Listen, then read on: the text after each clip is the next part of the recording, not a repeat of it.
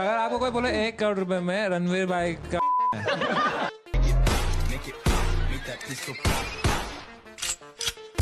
आज मैं इन 2 नींबू को दबाकर उनका गुलाबी रस निकाल दूंगी। आज मैं पहली बार ओयो आई थी अपने बॉयफ्रेंड के साथ अपने बॉयफ्रेंड को कुछ देने के लिए। 2 साल के लॉन्ग डिस्टेंस रिलेशनशिप के बाद ये मुझसे मिलने आया। अभी ये सोया हुआ है। मिलने के बाद हमने थोड़ा खेला। फाइनली मैंने अपने बॉयफ्रेंड को दे दिया और जो मैंने दिया है वो है HIV।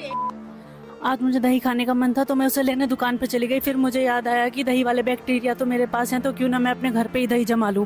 कभी ना देखी है माँ से निकलने के बाद Parents have every day for the rest of your life, or would you join in once and stop it forever? প্রথমেই আপনার কাছে আমি ক্ষমা চাইছি, কারণ আপনাকে যেটা আমি বলতে চলেছি সেটার জন্য আপনি প্রস্তুত নন, কিন্তু কনটেক্সটের ইন্টেন্সিটি বোঝানোর জন্য আমায় বলতে হবে। ধরুন আপনার বাবা মারা গেছেন গতকাল। আবার বলছি সরি, আমি কখনোই চাই না এই ঘটনাটা আপনার জীবনে আসুক, কিন্তু যদি কিছুক্ষণের জন্য ধরেন যে গতকাল আপনার বাবা মারা গেছেন, আপনি ভীষণ কঠিন সময়ের মধ্যে দিয়ে যাচ্ছেন, হঠাৎ মাথার উপর ছাদ সরে যাওয়ার মতন ঘটনা, যেন আকাশ ভেঙে পড়েছে আপনার মাথায়। এখন রাস্তায় বেরিয়ে আপনার বন্ধুর সাথে দেখা হয়েছে। সে আপনাকে উদাস দেখে জানতে চাইল কি হয়েছে ভাই। আপনি বললেন গতকাল বাবার মৃত্যু হয়েছে হার্ট অ্যাটাকে।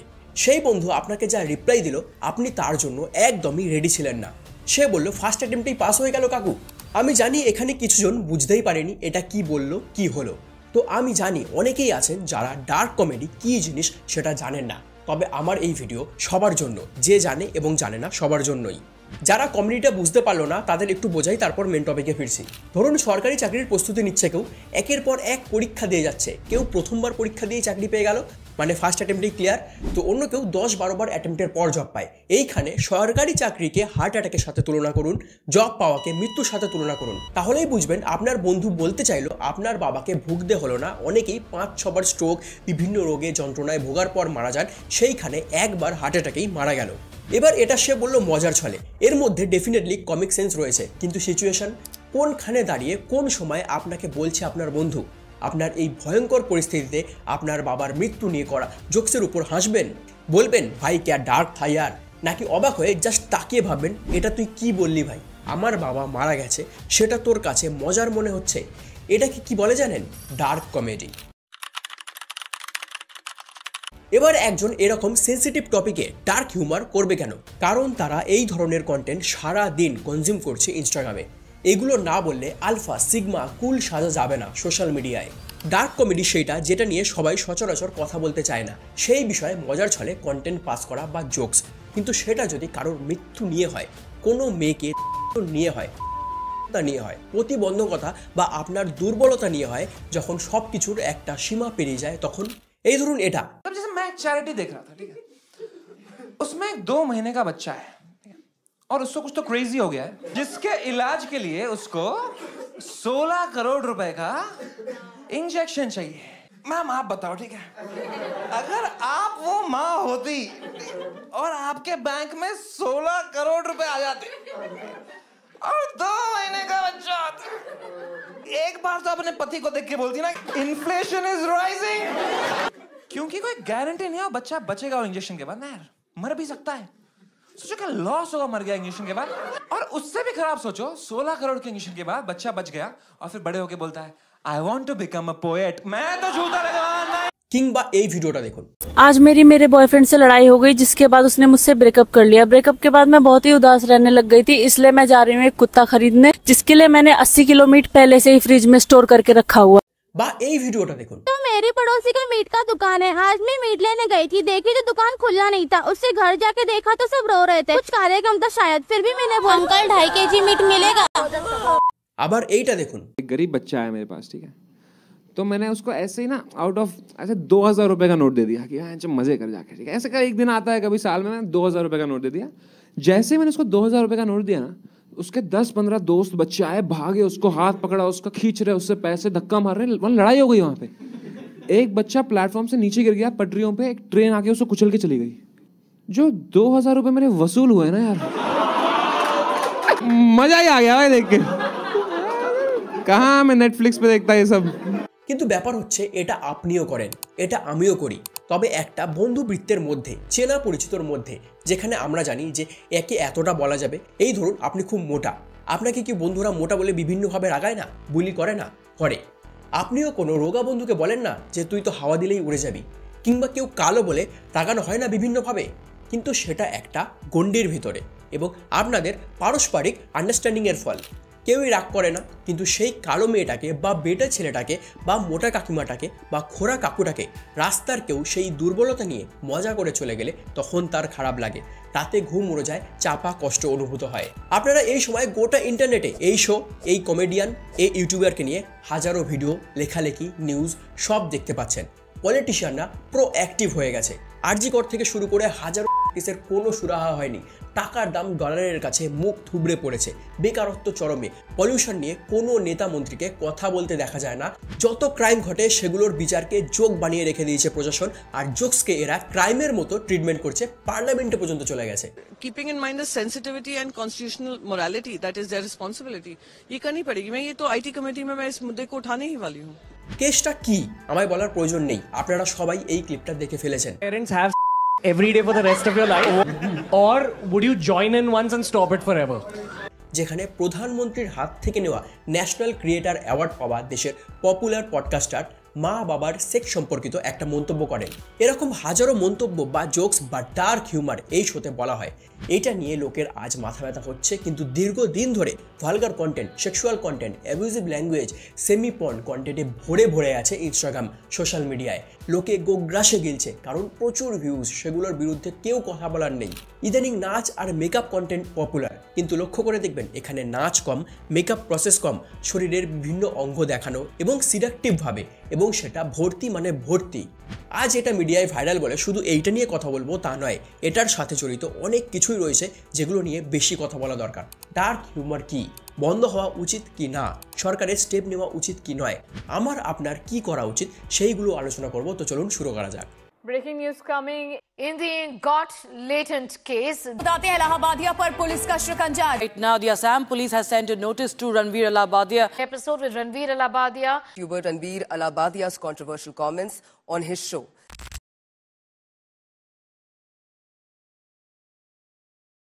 ইনি হলেন রণবীর আলাহাবাদিয়া। আপনারা কোনো না কোনো পডকাস্ট এর দেখেছেন।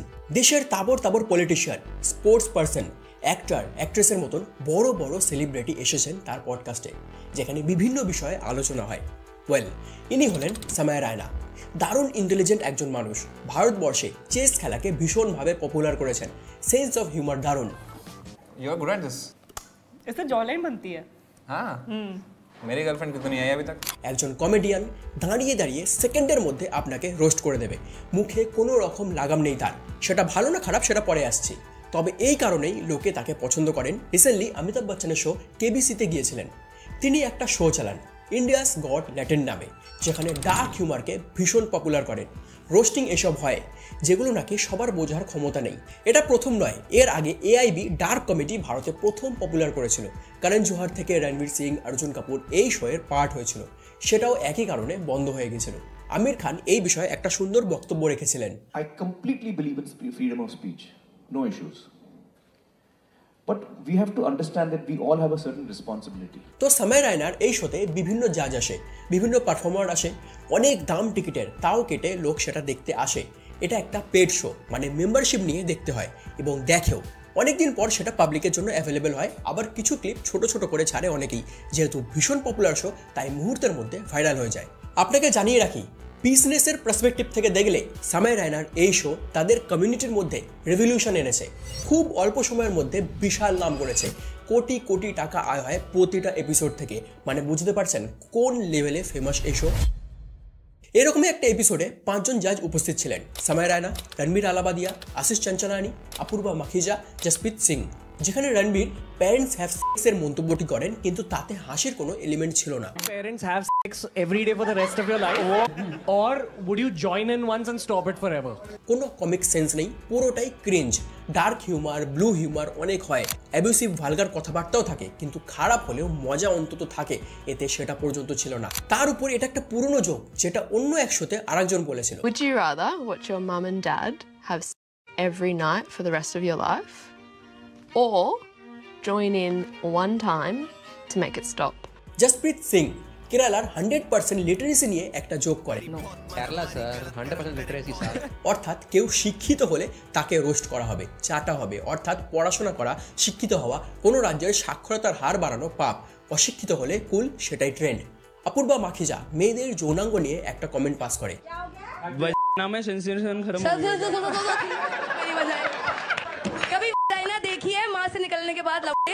যদিও তার আগে একজন পারফর্মার এটা নিয়ে যোগ করে, সেটা রিপ্লাইতে মহিলাদের যৌনাঙ্গ নিয়ে মাকে টেনে একটা রিপ্লাই দেন।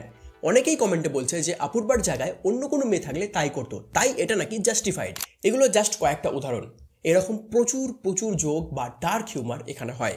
কিন্তু রণবীরের কমেন্টটা যখন সোশ্যাল মিডিয়ায় ভাইরাল হয় তখন ভীষণ আউটরেজ আসে। কিছু লোক এনজয় করে, ইনফ্যাক্ট ভিডিওতেই দেখবেন সবাই হাসছে, অর্থাৎ আনন্দ পেয়েছে। আবার কিছু লোক অফেন্ড হয়েছে। আসামের মুখ্যমন্ত্রী হেমন্ত বিশ্ব শর্মা 5 জনের নামে গুয়াহাটি পুলিশের কাছে মাল্টিপল কেসে এফআইআর করায়। মুম্বাই পুলিশ তার ঘরে যায়। মহারাষ্ট্রের মুখ্যমন্ত্রী এটা নিন্দা করেন। ন্যাশনাল হিউম্যান রাইটস কমিশন ইউটিউবকে চিঠি দিয়ে ভিডিওটা সরাতে বলে। এখন তো সবকটা ভিডিওই সরে গেছে চ্যানেল থেকে। পার্লামেন্টে পর্যন্ত কথা গড়িয়ে গেছে। একটা ইউটিউব শো দেশের আলোচনার কেন্দ্রবিন্দুতে এসে গিয়েছে।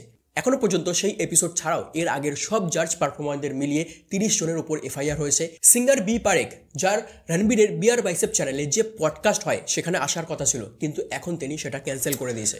मैं ना यार एक पॉडकास्ट में जाने वाला था अभी, जो Beer Biceps, and we cancel that. Ranveer নিজে ক্ষমা চেয়েছেন, সামায়ও একটা পোস্ট করেছেন। এটা এখন কোথায় গিয়ে থামবে সেটা সময় বলবে, কিন্তু ডার্ক হিউমার কি সেই বিষয়ে একটু কথা বলা উচিত। হিউমার কথাটা শুনলে আপনার মাথায় কি আসে? হাস্যরস, জীবনের একটা গুরুত্বপূর্ণ ইমোশন। সুখ দুঃখর মতন আর একটা তীব্র ইমোশনাল ফিচার। জীবন থেকে সাহিত্য প্রত্যেক ক্ষেত্রেই হিউমার ব্যাপারটা না থাকলে পুরো বিষয়টাই ফিকে হয়ে যায়। তবে প্রত্যেকটা জিনিসের মতন এটাও সময়ের সঙ্গে সঙ্গে পরিবর্তন হয়েছে। মানে ধরুন 50 বছর আগের জেনারেশন যেভাবে কিংবা যেখান থেকে হিউমার আস্বাদন করতো, এখনকার জেনারেশন সেখান থেকে করে না। দুটো এক করে দেখলেও চলবে না। মানে আমি বলতে চাইছি, ভানু বন্দ্যোপাধ্যায়ের সেন্স অফ হিউমার এবং সামায়া রায়নার সেন্স অফ হিউমারের মধ্যে লক্ষ যোজন ব্যবধান। আর থাকাটাই কিন্তু স্বাভাবিক, কারণ দুজনের অডিয়েন্সের পেরিফেরি সম্পূর্ণ আলাদা। এমনকি 10 বছর আগেও যেই সমস্ত টিভি শো অথবা লাফটার শো আমাদের হাসির খোরাক মেটাতো, সেগুলোও এখন কিন্তু ব্যাকডেটেড। ধরুন মিরাক্কেল, চায়ে মাছি পড়লে চাটা ফালাই দেই, আর গিয়ে মাছি পড়লে মাছিটা ফালাই দেই। আর সময়ের পরিবর্তনের সঙ্গে সঙ্গে কমেডির একটা আর্ট ফর্ম খুবই জনপ্রিয় হয়ে উঠেছে, আর সেটা হলো স্ট্যান্ড আপ কমেডি। আগে লাফটার চ্যালেঞ্জ, মিরাক্কেল এইগুলো ছিল। এখন সোশ্যাল মিডিয়ায় প্ল্যাটফর্মগুলো খুললে এই ধরনের কমেডি খুব দেখা যায়, যার মধ্যে আমার খুব ফেভারিট রয়েছে জাকির খান, অভিষেক উপমন্যু, বাস্তি, রবি গুপ্তা। এরা শোয়ে গালাগালি দেয় না এমন নয়, কিন্তু ভালগারিটি নেই। আর এই আর্ট ফর্মের সৌজন্যে একটা টার্ম এখন খুব পপুলার, আর সেটা হলো ডার্ক হিউমার বা ব্ল্যাক কমেডি। যদিও এটা নতুন কিছু নয়, এর জন্ম হয়েছে বহু আগে। আপনি আমি সবাই ডার্ক কমেডি পছন্দ করি। একজনের গায়ের রং কালো বলে তাকে নিয়ে মজা করি না রিয়েল লাইফে? এটাই তো ডার্ক কমেডি। আমায় এক বন্ধু ফোন করেই হাই হ্যালো নয়, ডাইরেক্ট বলে কিরে মরে গেছিস। এইখানে মৃত্যুকে নিয়ে মজা করা হচ্ছে। এগুলো তো আমরা করি। আমরা চার্লি চ্যাপলিন থেকে গোপাল ভাঁড় দেখেছি, শিবরাম চক্রবর্তী থেকে প্যারিচাঁদ মিত্র, কালীপ্রসন্ন সিংহ, এমনকি রবীন্দ্রনাথ ঠাকুরের লেখাতেও ডার্ক হিউমার রয়েছে। ডার্ক হিউমার জিনিসটা কি তাহলে? খুবই সোজা একটা কনসেপ্ট, যে বিষয়গুলো নিয়ে মানুষ সাধারণত কথা বলে না, অথবা যেগুলো সোশ্যাল ট্যাবু, কঠিন বা সেন্সিটিভ বা সিরিয়াস বিষয়, সেইগুলো নিয়ে সরাসরি কথা বলা, অবশ্যই হাস্যরসের সঙ্গে। একটা শক ভ্যালু ক্রিয়েট করা, মানে কেউ এমন একটা বিষয়ে কথা বললো যেটা শুনতেই আপনি ভ্যাবাচাকা খেয়ে যান বা শক পান, যে ভাবে এটা নিয়েও যোগ করা যায়। এই শোতেই একজন আরজিকর ইনসিডেন্টের নাম না করে যোগ করেছিলেন যে ক্যান্ডেল মার্চ করতে করতে সবাই ঘুমিয়ে পড়েছে কলকাতার লোক। Any Bengalis in the house? सो रहे हैं? नहीं ऐसा नहीं, थक गए होंगे ना कैंडल मैच करते करते। অনেকেই এটাকে কন্ডেম করে, কিন্তু তারা বুঝতেই পারেনি এটা জুডিশিয়ারি সিস্টেম, সরকার প্রশাসনের উপর থাপ পড়ছিল। একের পর এক ঘটনা ঘটছে, মানুষ মোমবাতি মিছিল করতে করতে, প্রতিবাদ করতে করতে ক্লান্ত হয়ে গেছে। এই ক্ষোভটাই জোকের মাধ্যমে উগরে দিয়েছিলেন, কিন্তু অনেকেই বুঝতে পেরেছে, আবার অনেকে পারেনি, কারণ জোক হচ্ছে সাবজেক্টিভ। আর টেকনিক্যালি ব্লু কমেডি হলো আরো তীব্র বিষয়গুলো নিয়ে কন্টেন্ট, যেমন ভালগারিটি, নিউডিটি বা সেক্স। আর বর্তমানে ইন্ডিয়ান সোশ্যাল মিডিয়ায় কমেডি ট্রেন্ডে এই দুটো কনসেপ্টের মিশ্রণ ব্যাপকভাবে দেখা যায়। কমেডি বা হিউমার ভীষণ সাবজেক্টিভ, আগেই বলেছি। আমার যেটা হাসি পাবে আপনার সেটাই নাও পেতে পারে, আবার আপনার যেটা হাসি পাবে আমার সেটাই নাও পেতে পারে। ইন্টেলিজেন্স থেকে শুরু করে সেন্স অফ হিউমার অনেক বিষয়ের উপর ডিপেন্ড করে কে কোন জোকটা বুঝতে পারবে বা হাসবে। ডার্ক হিউমার তো দূরের কথা, নর্মাল জোকও বহু লোক বোঝে না, আর প্রবলেমটা শুরু হয় এখান থেকেই। আমরা যারা রেগুলার ইউটিউব ইনস্টাগ্রাম কনজিউম করি তারা জানি এখানে ভার্বাল সেন্সরশিপ অর্থাৎ কথাবার্তার উপর সেন্সরশিপ যত সামান্য, অর্থাৎ যে কোনো ক্রিয়েটার নিজের শোতে অথবা স্টেজে যে কোনো বিষয় নিয়ে জোক ক্র্যাক করতে পিছুপা হচ্ছে না। डार्क कॉमेडी नामे डिसेबिलिटी থেকে মলেস্টেশন সবটাই হয়ে উঠেছে কন্টেন্ট। पेट्रोल पंप ढूंढने के बाद भी मुझे कहीं नहीं मिला तो मैंने अपने पर्सनल पेट्रोल पंप से उसमें पेट्रोल डालना शुरू कर दिया। মানে ধরুন আমরা ছোট থেকে বাড়িতে প্রায় সবাই শিখেছি যে কারোর অক্ষমতা নিয়ে হাসাহাসি না করতে। কোনো পাগল অথবা ডিসেবলড মানুষ নিয়ে ভুল করেও সামান্য মজা করে ফেললে বড়দের কাছে বকা শুনতে হতো। কিন্তু এখানে ঘটনাটা খানিকটা উল্টো। বেশিরভাগ ক্ষেত্রেই কুল সাজার জন্য খুব সহজেই এই সমস্ত সেন্সিটিভ বিষয় নিয়ে মজা করা হচ্ছে। এমনকি অডিয়েন্সে বসে থাকা মানুষদের মধ্যে মা বোন নিয়েও যোগ করাটা এখন কুল হওয়ার একটা পথ। আর এখন কমেডি কম অ্যাবিউজিভ ল্যাঙ্গুয়েজ বেশি, কথায় কথায় স্ল্যাংস। আর তার থেকেও আশ্চর্যের বিষয় বাকিরা তাতে হাসিতে ফেটে পড়ছে। কিন্তু এবার আপনি বলতে পারেন আরে ভাই পছন্দ হয় না তো দেখিস না, জাস্ট ইগনোর কর। তাহলে একটা ঘটনা বলি। মাধুর ভার্লি জনপ্রিয় ইউটিউবার স্টেজে কমেডি করতে উঠলেন এবং ডার্ক কমেডির নামে রীতিমতো মলেস্টেশন এবং মার্ডার আফটার মলেস্টেশন নিয়ে স্ট্যান্ড আপ কমেডি করলেন। Yes, you heard it right. এটাকে তিনি কন্টেন্ট বানিয়ে বেচলেন। তার থেকেও আশ্চর্যের বিষয় কি জানেন? এক ঘর ভর্তি অডিয়েন্স হেসে গড়িয়ে পড়লেন। অর্থাৎ ডার্ক কমেডির নামে আপনি যে কোনো কথা সহজেই বলতে পারেন। কিন্তু ডার্ক কমেডির ইতিহাস দেখলে আপনি বুঝতে পারবেন ডার্ক কমেডি মানে যা ইচ্ছা বলে ফেলা নয়। এবার আসি ল্যাঙ্গুয়েজের কথায়। বেশিরভাগ ক্ষেত্রেই অকারণেই ভালগার ল্যাঙ্গুয়েজ আনাটা এক প্রকার নিয়ম হয়ে গিয়েছে, আর কনজিউমার এটাকে পছন্দও করছে, ফলে অ্যালগরিদম পুশ করছে এই ধরনের কন্টেন্ট। কিন্তু আমরা সবাই জানি যে মোবাইল এখন শুধুমাত্র বড়দের সামগ্রীর গণ্ডির মধ্যে নেই। বেশিরভাগ বলা ভালো 100% বাচ্চার কাছেই স্মার্টফোনের অ্যাক্সেস রয়েছে, আর সব সময় কিন্তু তারা প্যারেন্টাল কন্ট্রোলের আন্ডারে মোবাইল ইউজ করে না। ফলে এই আনফিল্টার্ড জিনিস তাদের কাছে খুব দ্রুত পৌঁছে যাচ্ছে, ফলে তাদের মধ্যে ইনসেনসিটিভ বিহেভিয়ার সিনড্রোম জন্ম নেওয়ার সম্ভাবনা বেড়ে যায়। এছাড়াও মিসোজিনি অথবা বডি শেমিং থেকে শুরু করে ফিজিক্যাল চ্যালেঞ্জড ব্যক্তিদের নিয়ে কন্টেন্ট সমাজের টিনেজারদের মধ্যেও প্রভাব বিস্তার করতে পারে। এই ধরনের শো এবং এই ধরনের ইনস্টাগ্রাম কন্টেন্ট যারা দেখছে তাদের বয়সের গ্রুপটা 13-14 বছর বয়স থেকে 25-28 বছর।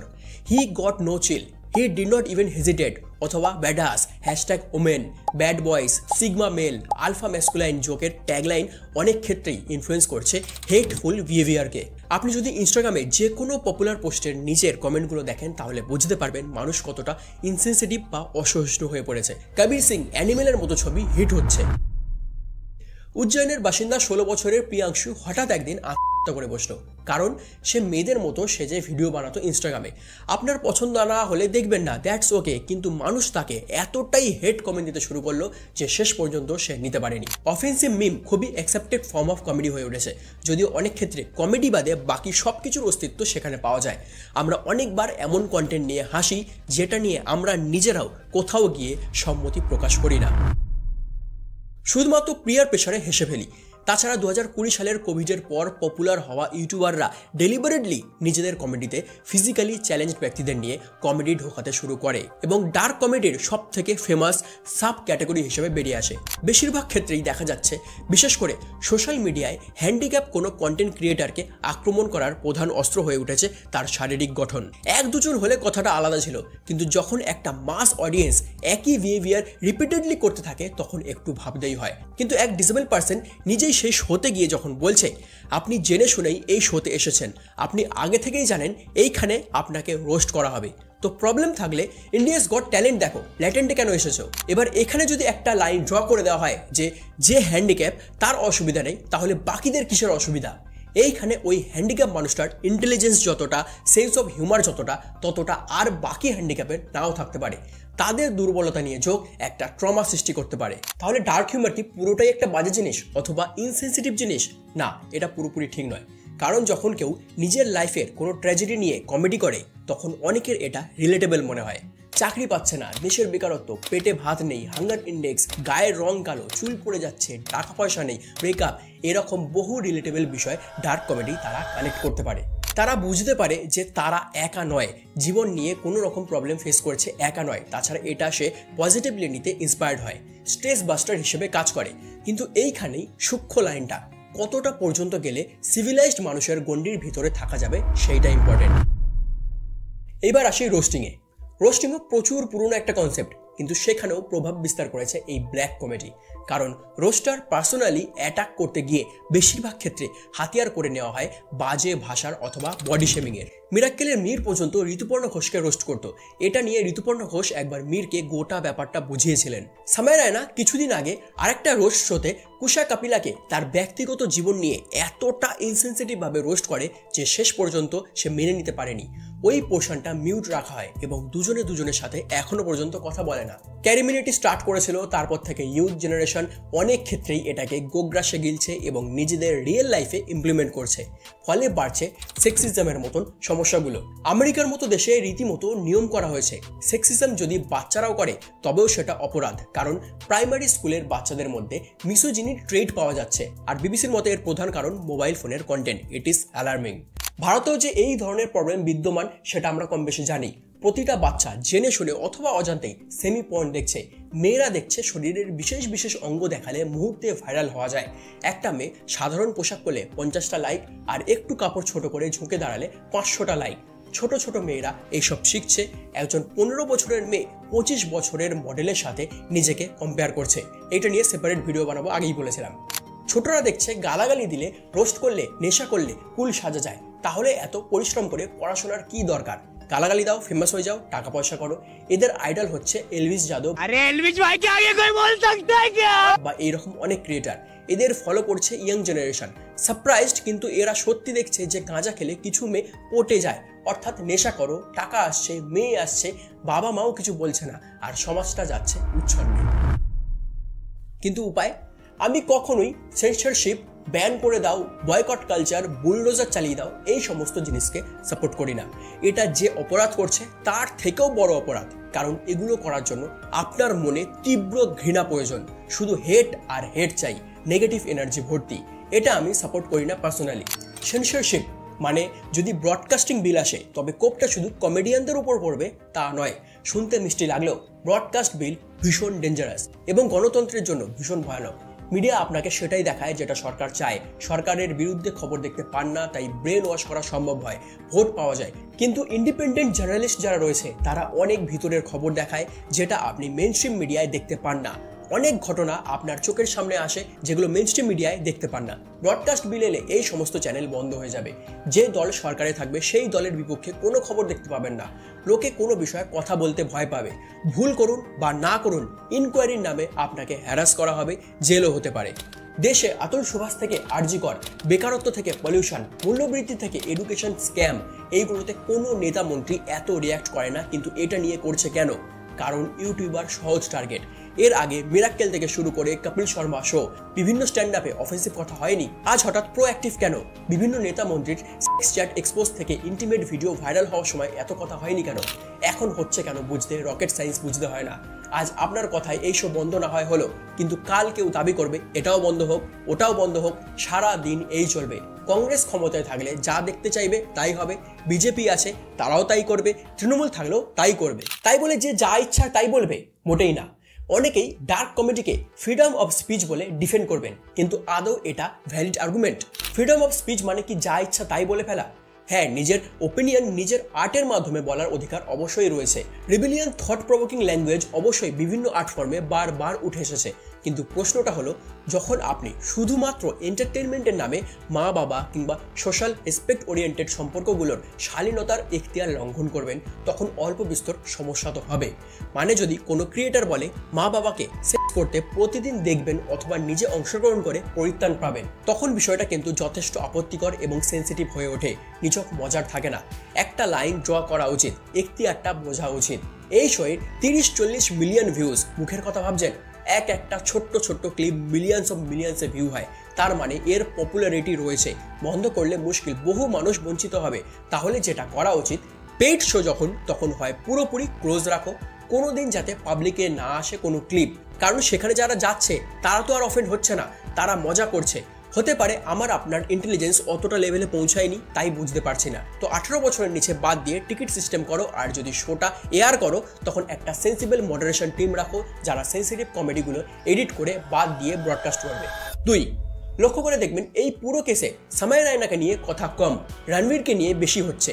কারণ সামাই বরাবরই এমন বলে তাই লোকে মেনে নিয়েছে, কিন্তু রণবীর এতদিন ধরে যেই ইমেজ ধরে রেখেছিল গুড বয়ের, এত বড় successful businessman, podcaster, content creator হয়েছিল, সেটা নিমেষে এক মুহূর্তে ধূলিসাৎ।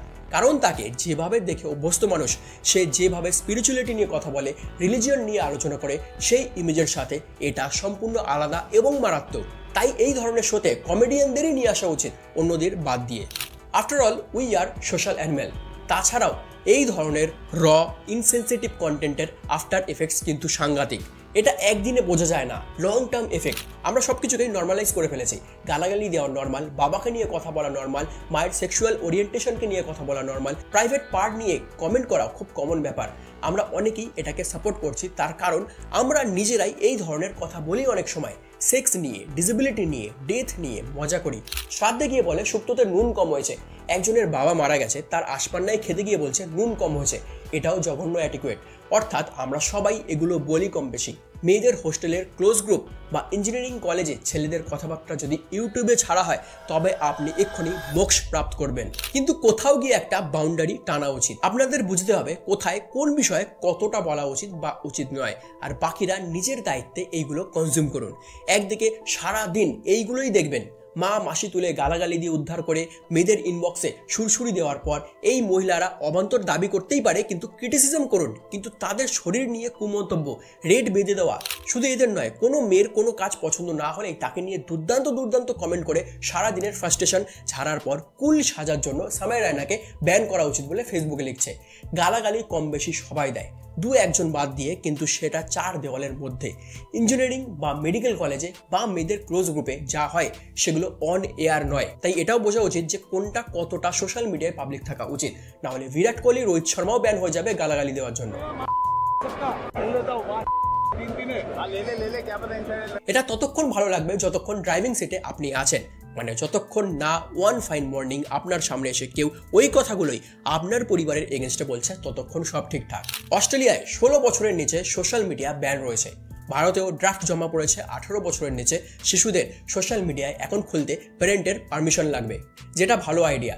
সরকারের এগুলো এবং সেক্সুয়াল কন্টেন্টের রেগুলেশন নিয়ে ভাবা উচিত। দেশে দেশি পর্ন ইন্ডাস্ট্রি মাথা চাড়া দিয়ে উঠেছে, সেগুলো নিয়ে ভাবা উচিত। দেশের ন্যাশনাল ইস্যু থেকে মুখ ঘোরাতে দুজন ইউটিউবারের উপর অ্যাকশন নিয়ে শো বন্ধ করাটা কোনো সলিউশন নয়। নরম তাই চাপতে সুবিধা আর কি। স্ট্রং ক্রিটিসিজম হচ্ছে একমাত্র উপায়। খুব করে সমালোচনা করুন। অলরেডি কত ফলোয়ার কমে গেছে তার।